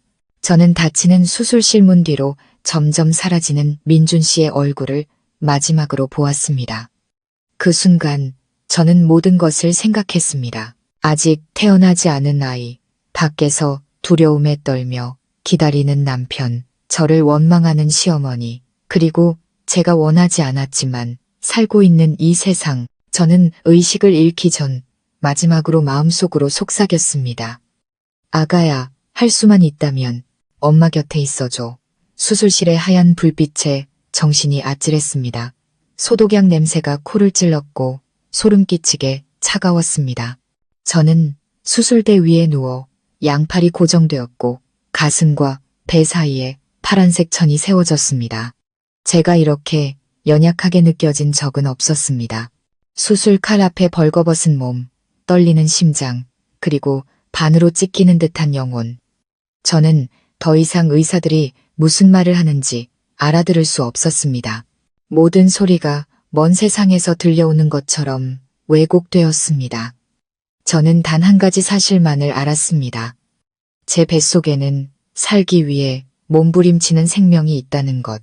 다른 아이들처럼 환영받지 못했고 평범한 사랑의 품을 꿈꿔보지도 못했지만 엄마가 얼마나 간절히 자신을 살리려 하는지 아는 것처럼 격렬하게 싸우고 있는 아이. 한 의사가 제 이마에 손을 얹고 조용히 물었습니다. 제 말 들리세요? 척추 마취를 할 겁니다. 긴장 푸세요. 저는 가볍게 고개를 끄덕였고 눈물이 뺨을 타고 흘러내렸습니다. 저는 아이를 잃을까봐 이토록 두려웠던 적이 없었습니다. 저는 아이를 지킬 용기가 있는지 확신하지 못했습니다. 하지만 이제 죽음이 아이를 위협하자 저는 손을 놓을 수 없다는 것을 알았습니다. 차가운 주사 바늘이 척추를 찔렀고 시야가 흐려졌습니다. 귓가에서는 수술칼이 살에 닿는 소리가 들렸습니다. 저는 비명을 지르지 않기 위해 입술을 꽉 깨물었습니다. 그리고 무거운 느낌이 제 배를 덮쳤습니다. 누군가 제 몸을 찢어내는 것처럼 강하게 누르고 당겼습니다. 시간이 멈춘 것 같았습니다. 그리고 그때 작은 울음소리가 터져 나왔습니다. 점점 커지며 날카롭게 울려 퍼졌습니다. 저는 울음을 터뜨렸습니다. 한 간호사가 아직 탯줄이 달리고 피가 묻은 아이를 안아 올렸습니다. 그들은 무언가 이야기를 나누더니 서둘러 아이를 데리고 갔습니다. 저는 아이의 얼굴을 제대로 보지 못했습니다. 그저 여러 소음 속에서 한마디가 울려 퍼지는 것을 들었을 뿐입니다. 남자아이 2.1kg, 약하지만 반응 있음. 바로 인큐베이터로 옮겨 저는 의식을 잃었습니다.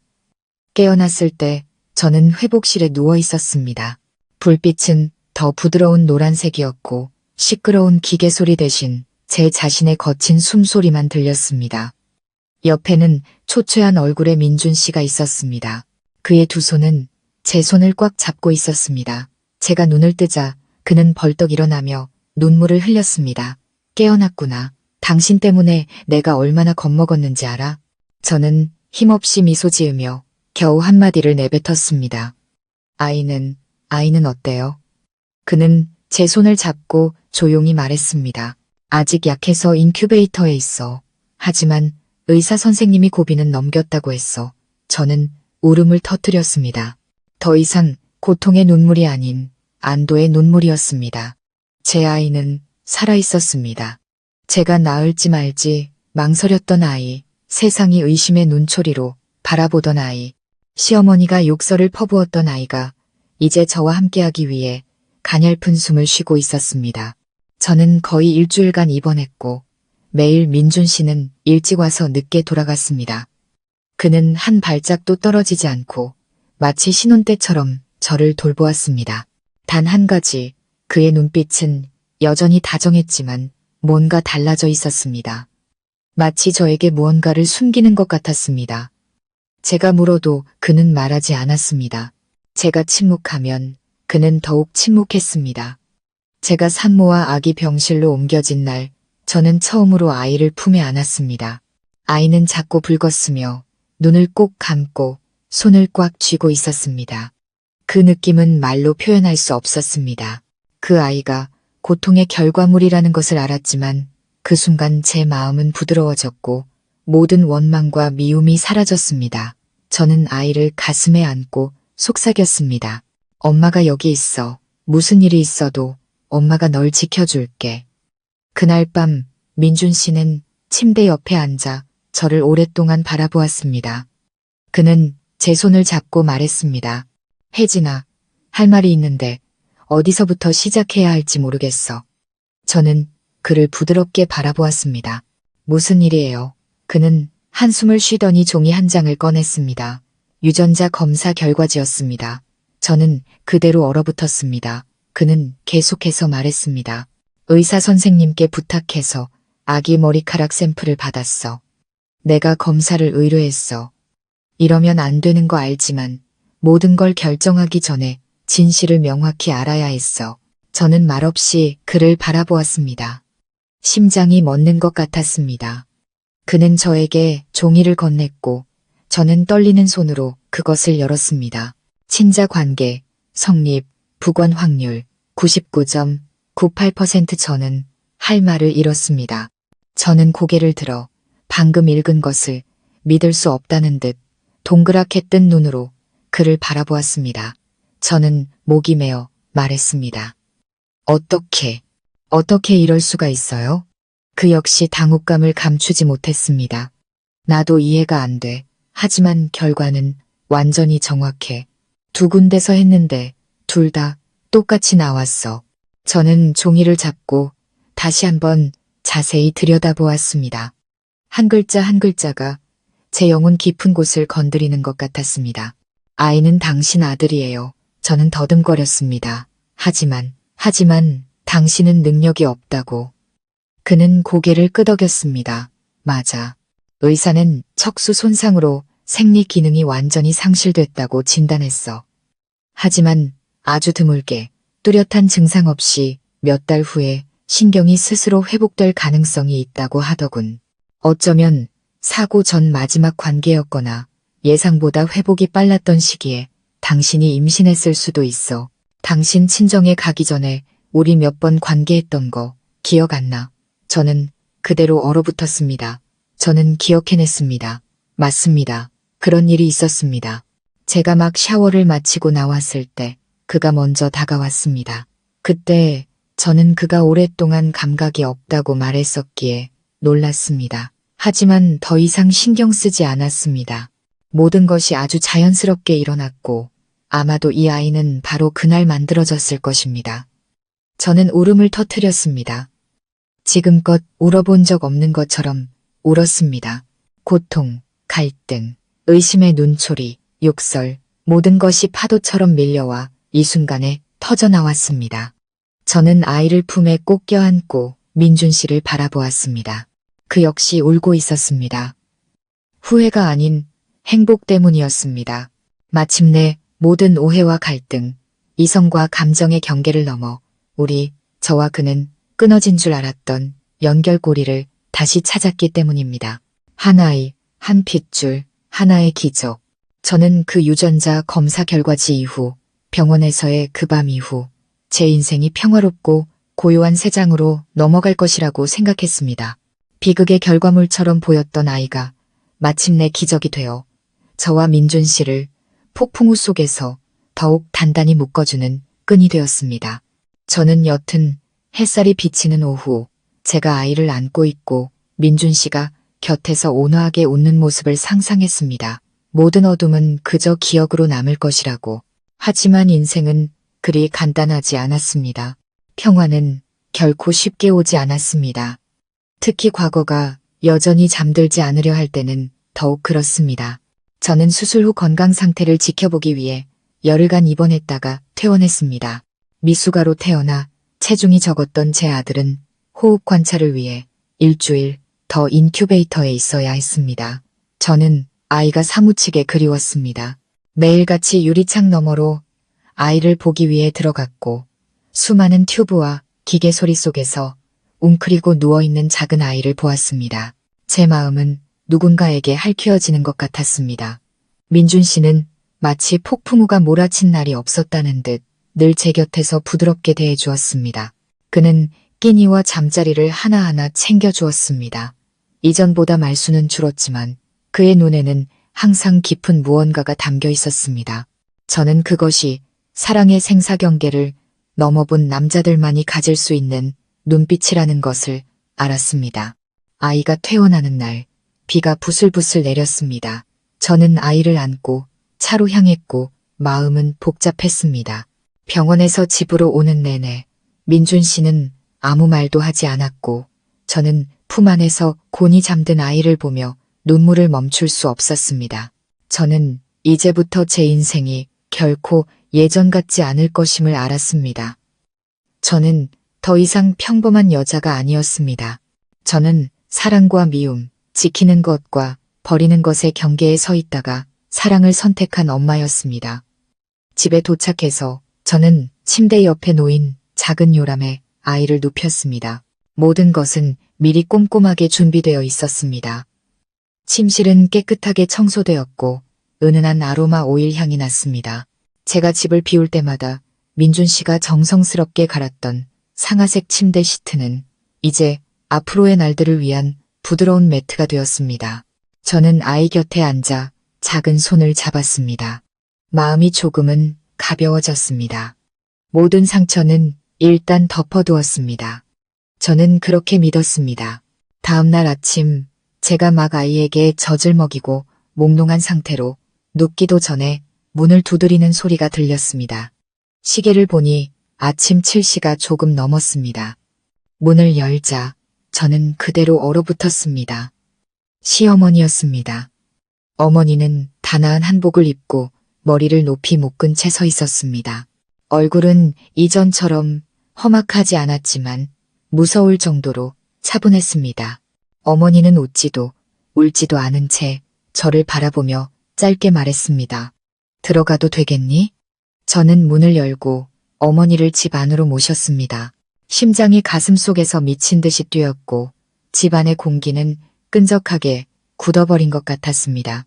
어머니는 주변을 한번 둘러본 뒤 제 아들이 곤히 잠들어 있는 작은 요람에 시선을 멈췄습니다. 어머니는 가까이 다가가 오랫동안 아이를 바라보았습니다. 제가 다가가 무언가 말하려 하자 어머니는 돌아서서 낮고 고른 목소리로 물었습니다. 정말 내 손주가 맞느냐? 저는 고개를 끄덕였습니다. 검사 결과지는 어디 있니? 저는 조용히 방으로 들어가 유전자 검사 결과지 사본을 가져와 어머니께 드렸습니다. 어머니는 그것을 받아들고 천천히 한 줄 한 줄 읽었습니다. 저는 어머니의 눈이 흐려지는 것을 보았고 눈물 한 방울이 종이 위로 떨어졌습니다. 저는 어머니가 사과하거나 적어도 동네 사람들 앞에서 저를 모욕했던 것이 잘못이었다고 인정할 것이라고 생각했습니다. 하지만 아니었습니다. 어머니는 고개를 들어 저를 똑바로 쳐다보더니 차갑게 말했습니다. 이제 너는 나랑 같이 고향으로 내려가야 한다. 이 아이를 데리고 가서 집안 어른들께 인사를 드려야 해. 이 아이는 우리 집안의 손주다. 사생아처럼 여기서 자라게 할 수는 없어. 아이는 족보에 오를 자격이 있고 너는 이 아이가 적장손이라는 것을 집안에 증명할 책임이 있다. 저는 깜짝 놀랐습니다. 어머님, 그게 무슨 말씀이세요? 저는 여전히 민준 씨 아내고 어머님은 그럴 필요가. 어머니는 제 말을 칼같이 잘랐습니다. 너는 그의 아내지만 네가 임신했을 때 온 동네가 내 남편이 그럴 능력이 없다는 걸 알고 있었어. 사람들이 이 아이를 누구 자식이라고 생각하게 놔둘 셈이냐. 고향에 내려가지 않고 집안 어른들께 이 검사 결과지를 보여드리지 않고 아이의 신분을 제대로 찾아주지 않으면 이 아이는 어떤 신분으로 살아가겠느냐. 저는 목이 메었습니다. 저는 처음으로 예절과 가문, 그리고 체면의 그늘 속에서 살아온 한 여성의 고통을 이해하게 되었습니다. 어머니에게 이 아이는 단순히 손주가 아니라 제가 동네 사람들 앞에서 망신시켰던 한 가문의 명예였습니다. 어머니는 사과가 필요한 것이 아니라 공개적인 증명이 필요했던 것입니다. 저는 제 작은 아이를 바라보았습니다. 아이는 곤히 잠들어 있었고 바깥 세상이 수많은 시선과 편견 그리고 악의적인 입들로 가득 차 있다는 것을 전혀 몰랐습니다.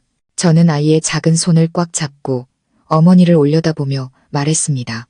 내려가겠습니다. 하지만 제 결백을 증명하기 위해서가 아니라 제 아들의 신분을 지켜주기 위해서입니다. 저는 제 아들이 고개 숙이며 잘하거나 압이 없는 자식이라는 수군거림을 듣게 하고 싶지 않아요. 내려가겠지만 조건이 하나 있습니다. 어머니는 미간을 찌푸렸습니다. 무슨 조건? 저는 천천히 말했습니다.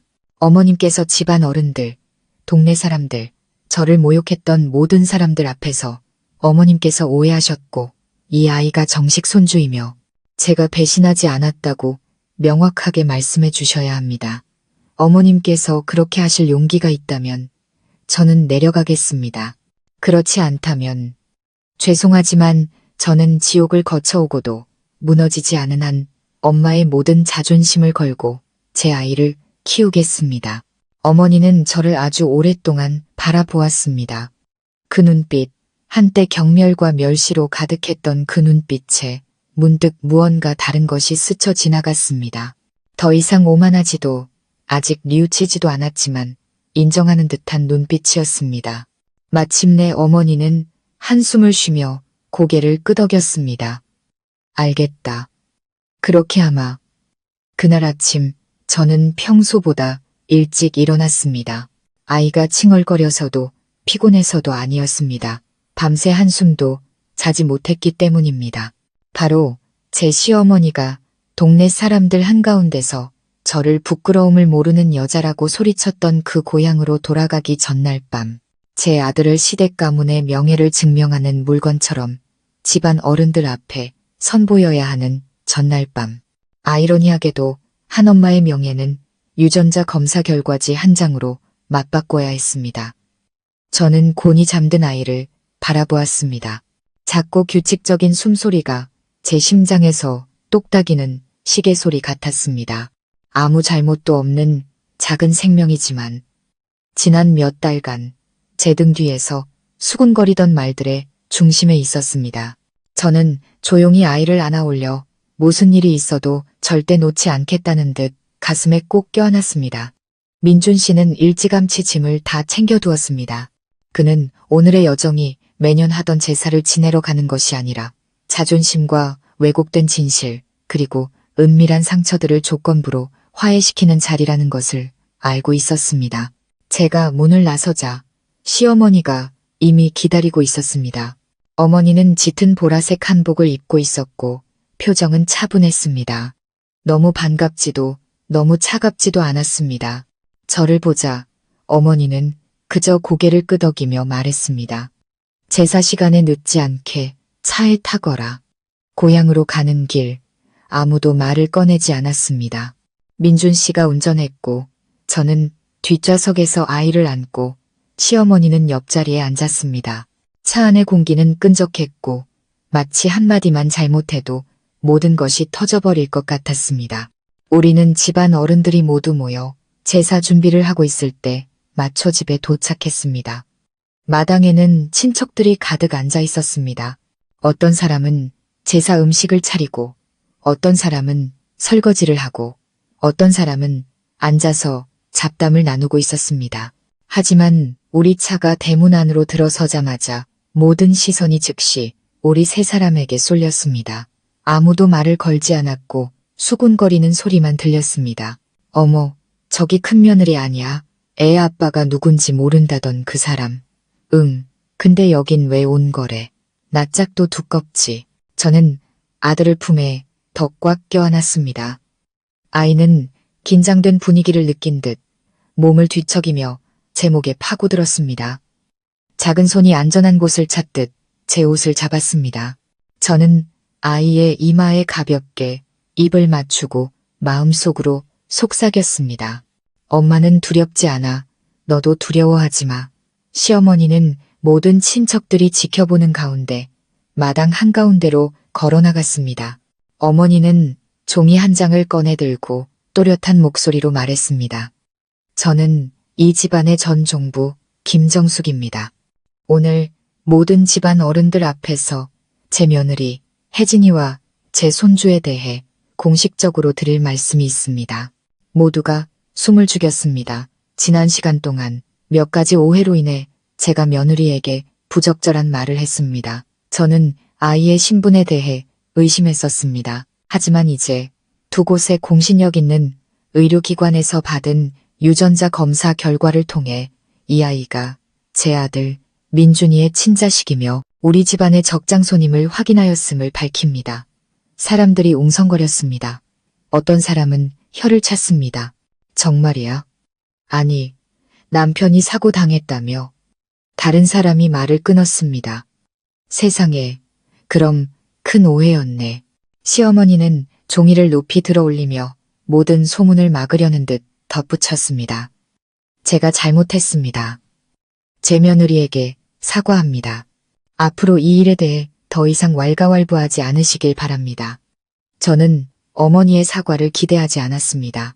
하지만 그 말을 듣자 제 심장이 한번 쿵 하고 울렸습니다. 누구나 결백을 증명받고 싶은 법이니까요. 아무리 늦었더라도 말입니다. 저는 아이를 안고 마당 한가운데로 나아가 깊이 고개를 숙였습니다. 어머님, 감사합니다. 진실을 들어주신 모든 분들께 감사합니다. 몇몇 사람들이 다가와 아이를 보며 민준 씨의 어깨를 두드렸습니다. 손주가 아주 잘생겼네. 민준이 어릴 때랑 똑같아. 어릴 때도 저렇게 얼굴을 잘 찡그렸지. 저는 몇몇 사람들의 시선이 의심에서 놀라움으로 캐묻는 눈초리에서 조심스러움으로 바뀌는 것을 보았습니다. 하지만 여전히 저를 놓아주지 않는 시선도 있었습니다. 그 시선 속에서 저는 시어머니의 친언니, 즉 큰이모님이 팔짱을 낀 채 저를 쳐다보며 또렷한 목소리로 말하는 것을 보았습니다. 요즘 세상에 그까짓 종이 쪼가리 검사 믿을 게 못돼. 나는 그냥 옛날 일이 반복되지 않기만 바랄 뿐이야. 무심코 던진 듯한 그 말에 모두가 침묵했습니다. 저는 민준 씨를 보았고 그는 미간을 찌푸렸습니다.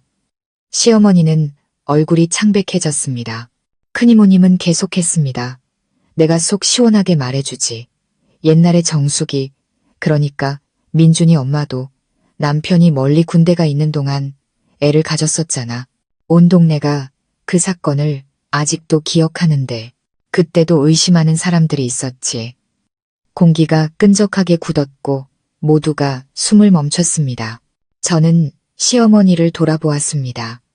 어머니는 그 자리에 못 박힌 듯 서 있었고 얼굴에는 핏기가 하나도 없었습니다. 눈은 동그래졌고 입술은 굳게 다물었으며 온몸이 미세하게 떨리고 있었습니다. 언니, 그만해. 어머니가 소리쳤습니다. 무슨 헛소리야. 큰이모님은 비웃었습니다. 내가 틀린 말 했어? 네가 민준이가 그 양반 친아들이라고 맹세할 수 있어? 그때 짝 하는 소리가 울려 퍼졌습니다. 시어머니가 큰이모님의 뺨을 세차게 때렸습니다. 마당 전체가 술렁였고 너무 오랫동안 억눌려 있던 폭탄이 터진 것처럼 모든 것이 터져나왔습니다. 저는 멍하니 서 있었고 민준 씨가 다가와 어머니를 부축하며 다급하게 물었습니다. 어머니, 이게 무슨 소리예요? 시어머니는 민준 씨의 손을 뿌리치고 몇 걸음 물러섰습니다. 어머니의 눈빛은 평생 숨겨온 비밀이 찢겨나간 사람처럼 공허했습니다. 어머니는 더듬거렸습니다. 엄마가 미안하다. 너희에게 이 사실을 알리려던 건 아니었는데 저는 민준 씨가 돌처럼 굳어버린 것을 보았습니다. 그 순간 저는 깨달았습니다. 가장 큰 비밀은 제가 의심받았던 사실이 아니라 바로 제 너그러운 남편, 그 자신 역시 40년 동안 아버지라 부르던 그 남자의 친아들이 아닐 수도 있다는 것이었습니다. 그리고 이제 모든 것이 무너지기 시작했습니다. 그때 그 집 마당의 공기는 숨막힐 정도로 무겁고 끈적했습니다. 시어머니가 큰이모님의 뺨을 때리자 사람들은 수군거렸고 모두의 시선은 마치 답을 기다리듯 어머니를 향했습니다. 민준 씨는 그 자리에 서서 늘 모범적이고 사랑이 많으며 단 한 번도 거짓말을 하지 않으셨다고 믿었던 어머니를 멍하니 바라보았습니다. 그는 말을 꺼내지도 다가가지도 않았습니다. 마치 그의 영혼 전체가 보이지 않는 끈에 묶여 있는 것 같았습니다. 진실과 믿음 사이에 그 끈이 막 끊어지려는 순간이었습니다. 저는 시어머니를 보았습니다. 어머니는 떨면서 두 손을 가슴 앞에서 꽉 쥐고 있었습니다. 늘 엄격하던 얼굴은 마치 끝없는 절벽에서 떨어진 사람처럼 창백했습니다. 어머니는 더 이상 아들을 데리고 와서 인사를 시키라고 요구하던 강한 여자가 아니었고 가문의 명예를 지키겠다고 당당히 선언하던 사람도 아니었습니다. 그 순간 제 앞에는 거의 반세기 동안 묻어둔 비밀의 무게에 곧 쓰러질 것 같은 한 어머니만이 서 있었습니다.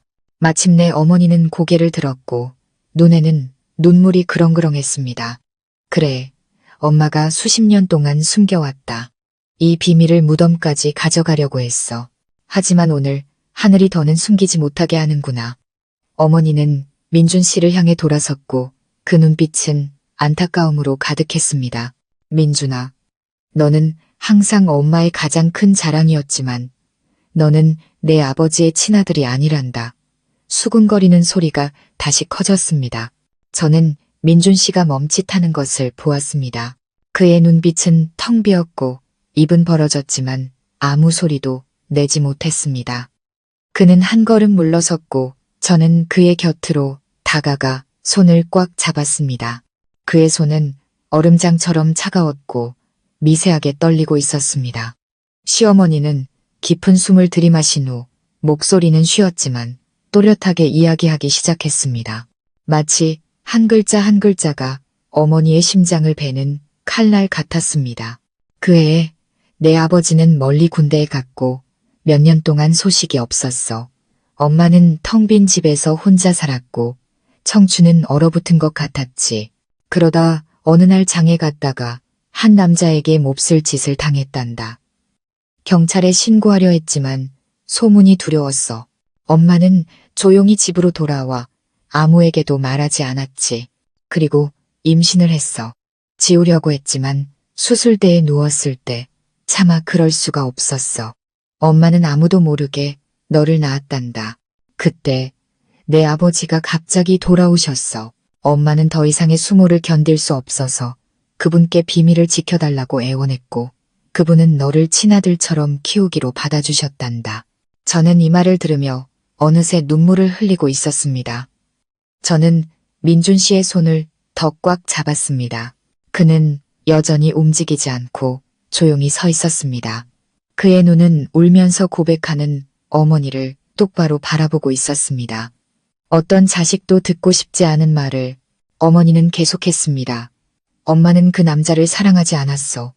얼굴조차 제대로 기억나지 않아. 하지만 엄마는 너를 사랑했단다. 매일, 매달 네가 착하고 효심 깊게 자라는 모습을 보면서 사실을 말하고 싶었지만 네가 엄마를 미워할까봐 두려웠어.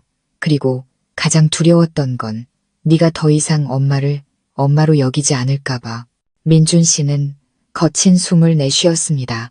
그의 얼굴은 무표정했지만 저는 그의 마음속에서 폭풍이 몰아치고 있다는 것을 알았습니다. 이 모든 일을 겪은 후 이제는 그가 가장 큰 고통 속으로 내몰렸습니다.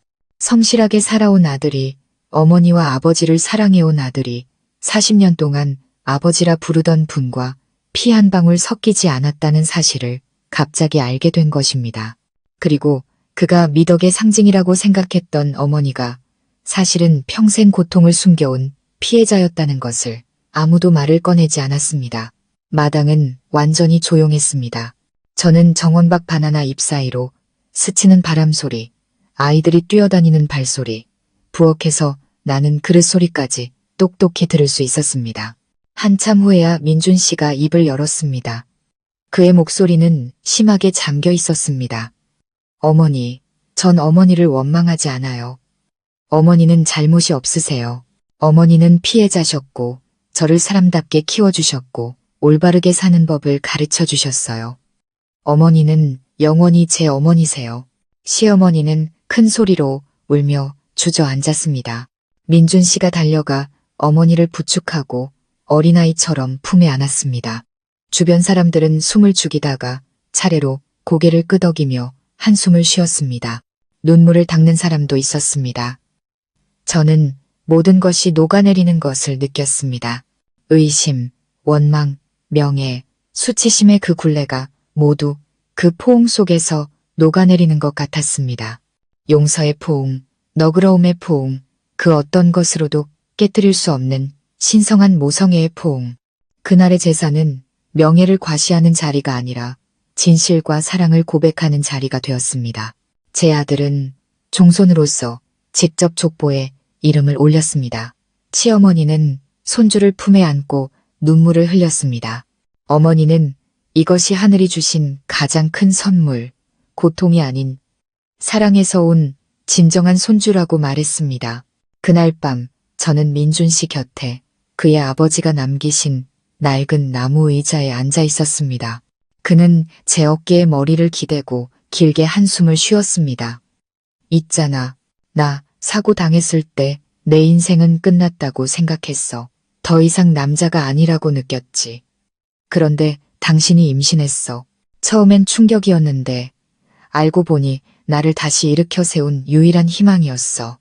그리고 이제 어머니의 진실을 알게 되니 화가 나는 게 아니라 그냥 마음이 아파. 저는 고개를 끄덕이며 처마 너머 별이 가득한 하늘을 올려다보았습니다. 제 아들은 안에서 요람에 곤히 잠들어 있었습니다. 제 마음속에는 이상한 감정이 차올랐습니다. 시리면서도 따뜻했습니다. 마치 지나간 모든 고통이 이 남자 곁에서 한때 지우려 했던 아이 곁에서 이렇게 앉아있는 단 한순간을 위해 있었던 것처럼 인생은 참 이상합니다. 어떤 고통은 우리를 영원히 파괴할 것 같지만 알고 보면 깨진 것들을 다시 붙여주는 촉매제가 되기도 합니다. 어떤 비밀은 사람을 두렵게 하지만 용기를 내어 말했을 때 오히려 마음을 잇는 끈이 되기도 합니다. 저는 포기하고 싶었지만 그러지 않았습니다. 그리고 그 덕분에 저는 오늘날의 가족을 얻었습니다. 완벽하지는 않지만 진실된 가족을. 구독자 여러분, 아마 우리 모두는 적어도 한 번쯤은 오해받고 상처받고 벼랑 끝에 몰려 다시 일어설 수 없을 것 같은 상황에 처해 본 적이 있을 겁니다.